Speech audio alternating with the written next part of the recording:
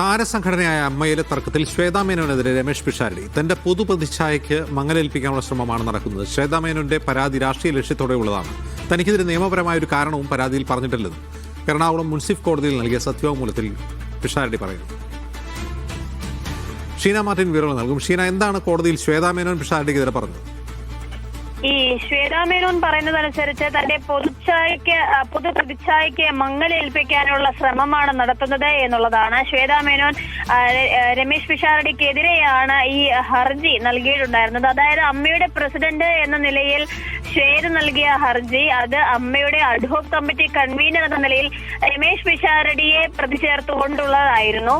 അതുകൊണ്ട് തന്നെ തനിക്കെതിരെ നിയമപരമായ ഒരു കാര്യവും ആ പരാതിയിൽ ഇല്ല എന്നുള്ളതാണ്. നേരത്തെ തന്നെ ഉണ്ടായിരുന്ന രമേശ് പിഷാരടിയുടെ വാദം എന്നുള്ളത് ഈ പരാതി കണക്കിലെടുക്കേണ്ട ഒരു കാര്യമേ ഇല്ല.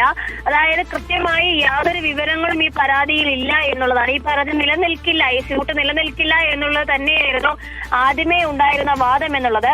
അമ്മയുടെ രേഖകളോ അധികാരമോ താൻ ഒന്നും ഏറ്റെടുത്തിട്ടില്ല. ഔദ്യോഗികമായി അമ്മയിലെ അധികാരങ്ങളോ രേഖകളോ ഒന്നും താൻ ഏറ്റെടുത്തിട്ടില്ല. അതുകൊണ്ട് തന്നെ ഈ അഡ്ഹോക് കമ്മിറ്റി ഭരണം തിരിച്ചു പിടിക്കണം എന്ന് ആവശ്യപ്പെടുന്നതിൽ കാര്യമില്ല എന്നുകൂടി ഈ സത്യവാങ്മൂലത്തിലുണ്ട്. ഇന്നലെയാണ് ഈ അഡ്ഹോക് കമ്മിറ്റിക്കെതിരായ കേസ് എറണാകുളം മുൻസിഫ് കോടതി എടുക്കുന്നത്. ആ സത്യവാങ്മൂലത്തിലാണ് ഇപ്പോൾ രമേശ് പിഷാരടി സമർപ്പിച്ച സത്യവാങ്മൂലത്തിലാണ് ഇക്കാര്യങ്ങളെല്ലാം തന്നെ പറഞ്ഞിട്ടുള്ളത്.